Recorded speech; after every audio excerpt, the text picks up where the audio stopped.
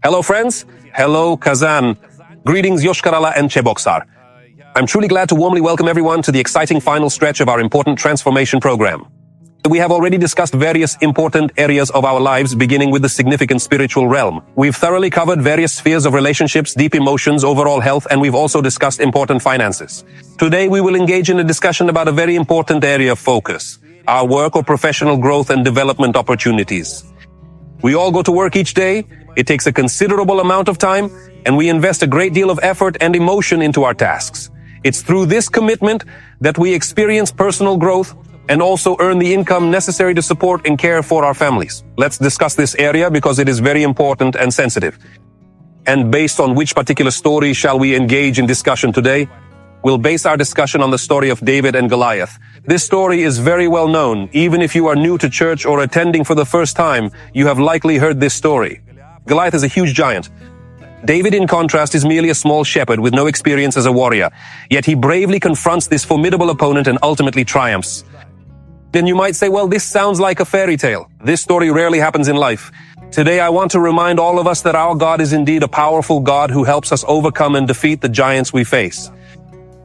It may sound somewhat unbelievable, but when we talk about giants, we are referring to those challenges that seem insurmountable and overwhelming in our everyday lives. You might be encountering challenges today that appear truly insurmountable, whether within your family dynamics or in your personal relationships. We may feel like we can't overcome this. Perhaps with your children or within your relationship with your husband or wife, you may find this relevant.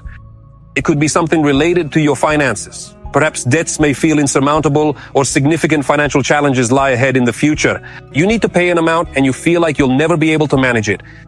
Or perhaps it's something more closely linked to your professional life, where you yearn to advance and make significant progress. But it feels as though there are persistent obstacles standing in your way that you can never quite seem to overcome, no matter how hard you try. I believe that for God, all things are possible. However, at the same time, I want to demonstrate several practical ways to effectively deal with challenges that may seem insurmountable at first glance. What effective strategies can we use to successfully overcome the various life challenges we face daily? I firmly believe that every single challenge we face is actually a valuable opportunity to rise higher and grow stronger. Any challenge is an opportunity for God to reveal Himself. Any challenge you face is a valuable opportunity for you to express your faith, take a courageous new step, and ultimately reach new and exciting heights in your life journey. This is what happened with David. He would never have ascended to the throne as king if it weren't for this pivotal battle. This captivating story begins in the 16th chapter of the historic first book of Samuel, an important text in biblical literature. The 17th chapter of this book describes the battle. In the 16th chapter, we read that God is actively seeking a new king to lead and guide His people Israel towards a better future. At the time in the Bible, Saul was still reigning as king over Israel, but God was already seeking a new king to lead His people and reveals this plan to the prophet Samuel. And Samuel travels to the house of Jesse to fulfill this important mission. And when he arrived at the house of Jesse, he asks, "Jesse, do you have any sons at home?" There were 8 sons in total, and only 7 of those sons were present. He carefully looked at each of them with great curiosity, and God firmly said no to each one. He inquired, "Are there any other sons in your house?" And Jesse said, "Yes, there is the youngest. He is tending the sheep." He firmly stated, "We won't sit down to have our meal until you call him." He calls out to him, and this young shepherd boy promptly comes over. We somewhat affectionately refer to him as a boy, even though by that time he has grown into a young man, and quite a strong young man.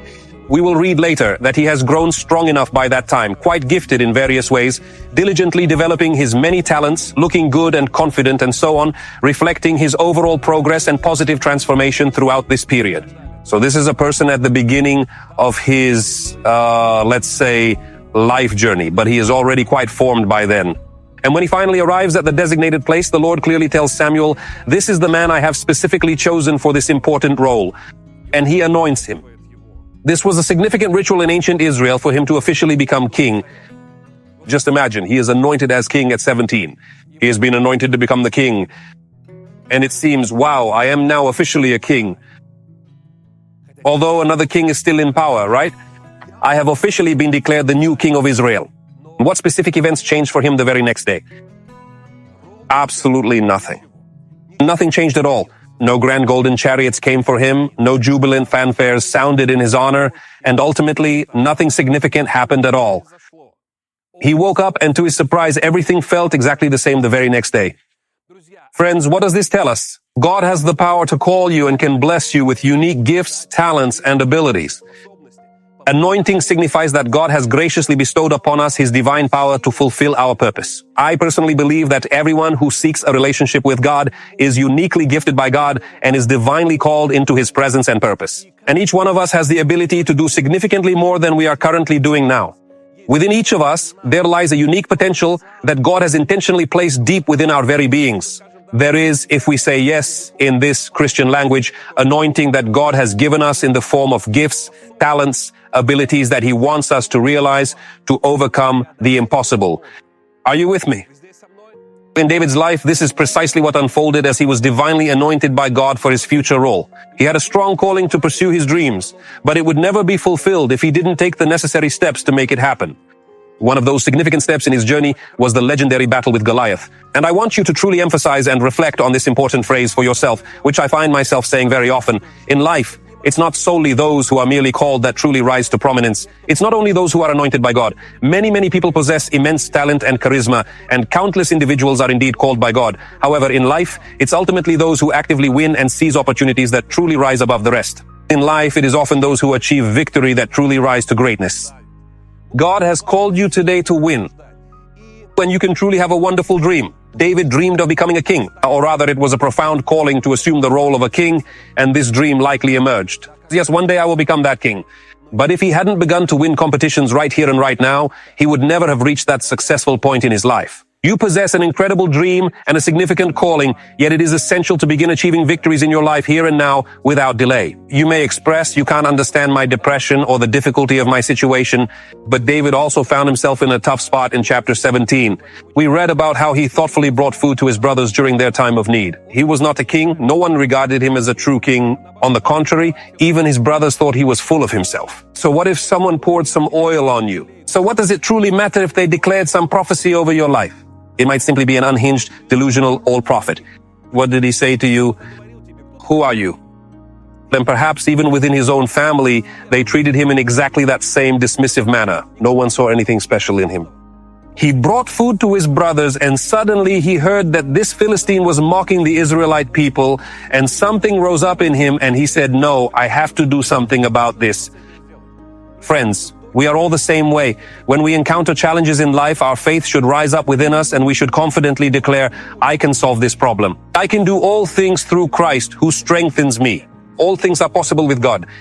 I would like to take a moment to draw your attention to a couple of important things before we proceed any further.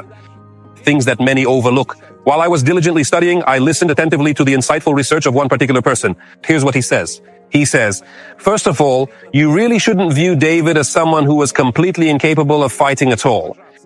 The fact that he skillfully wielded a sling, which is indeed a type of weapon, is quite noteworthy. It's not merely a child's toy. It's certainly not something like a simple slingshot. Slingers, as well as those equipped with slings for throwing projectiles, were integral members of the regular military troops during that particular historical period. So the sling was a simple yet effective weapon they used in battles. That's why David was skilled with this weapon. Yes, he was exceptionally skilled when it came to handling wild animals that came to attack his flocks of sheep, and he bravely fought them. He skillfully used this weapon. Now, he was thoroughly trained, by the way, and now he had to summon all his courage to use this powerful weapon against this seemingly invincible giant named Goliath. So, first of all, we need to understand that David had a weapon. He didn't simply venture out armed with just a slingshot. You might not be aware of this interesting fact, but if you take a stone of average size, and if a person is skilled in using a sling, let me explain this more clearly. When a trained individual releases the stone from the sling, the force and speed at which the stone travels can be quite remarkable. In fact, the impact of the stone, when accurately thrown by such an expert, can be comparable to that of a bullet fired from a .45 caliber firearm, showcasing the impressive power of this ancient weapon. It's really no surprise that the mighty Goliath was ultimately defeated and killed by this small but powerful stone. So the first important point I want to emphasize here is that David not only had a weapon, but was also well trained in its use.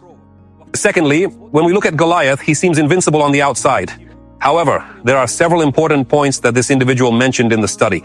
He says, a brave squire goes boldly before Goliath. That is to say, he is accompanied by another person or individual. He walks ahead of him. Perhaps he is saying, he is somewhat making assumptions based on various indirect factors that are not entirely clear or concrete. He suggests that he might have been somewhat blind. And for instance, another confirmation is that he calls David. He says, "Come to me." David stays away from him. The original concept was that they were supposed to engage in a physical battle using swords or a similar weapon. That's why David is initially dressed in heavy armor, but he ultimately takes it all off. He realizes that he won't win that way, so he takes the weapon he knows how to use. Goliath challenges him to approach. That is, perhaps he really needs to confront him and engage in a fight with him. Maybe he hasn't seen it. Many say that the problems are not because the person is a giant. It pertains to various internal issues or damage affecting the individual's overall health and well-being. And perhaps there is indeed a tumor present. Many individuals connect this idea to studies examining various people, such as those with excessive height. These unique individuals still exist today as they continue to grow and adapt in their environments, showcasing human diversity. As a rule, it's something related to health where something goes wrong.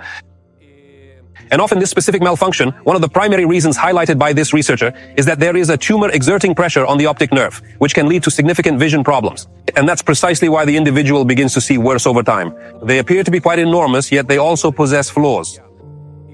And perhaps David is unaware of it entirely, or maybe he knew about it. But he skillfully uses the weapon that he knows how to handle exceptionally well. He takes his sling. And here's what I want to say, friends. The challenges you encounter do not imply they will last indefinitely, nor that they are unchangeable. You can handle it. But what do you need? You need to be thoroughly well prepared for the upcoming challenges ahead. You need to fully master the unique abilities and special gifts that God has graciously given you today. You need to train yourself. To succeed, you must actively develop your professional skills in this field today, and you will successfully overcome any obstacles in your path. I want to challenge you today to not think that something is truly impossible or beyond your reach. However, at the same time, do not be naive and assume that just because I am with God and a believer, everything in my life will automatically resolve itself. No, it won't happen that way either. You truly need to train yourself thoroughly and prepare well, because God gives everyone a chance, and this battle was David's chance. And David was fully prepared for that important chance. Many of us today receive opportunities from God, but we are often unprepared to fully embrace and utilize them. We cannot progress toward the purpose that God has uniquely called us to fulfill. We often expect it to simply fall right on top of us, but that's not how it works. Those who rise are the ones who win. So today, perhaps the significant challenge before you is truly your unique chance, and you must be fully prepared for it. Start training yourself. Make sure to develop and showcase the very best you have today. Cultivate your gifts, your talents, your abilities. Develop them. What God has given you, what you are strong in, develop that first. Are you with me? Do the same with your children. Develop their strongest traits. Don't try to make them good at everything, but strengthen what they excel in. Also, develop yourselves in what you are particularly gifted at today. And you know, when the opportunity arises, God will lift you up. You will achieve victory, and with it will come a significant step towards your destiny, a meaningful advancement towards something new and exciting in your life. Today, I wholeheartedly encourage you not to view challenges as insurmountable obstacles, but instead to recognize that you are called by God to rise up and face them with faith and courage. God has already given you the victory you require. However, you will need to engage in a struggle with the strength and talents that He has already placed within you, along with the gifts He has provided. So train and develop your God-given gifts. And when the perfect opportunity arises, this daunting challenge that everyone fears will present itself, and you will be fully prepared to overcome it successfully. May God bless you abundantly. Let's delve deeper into this topic.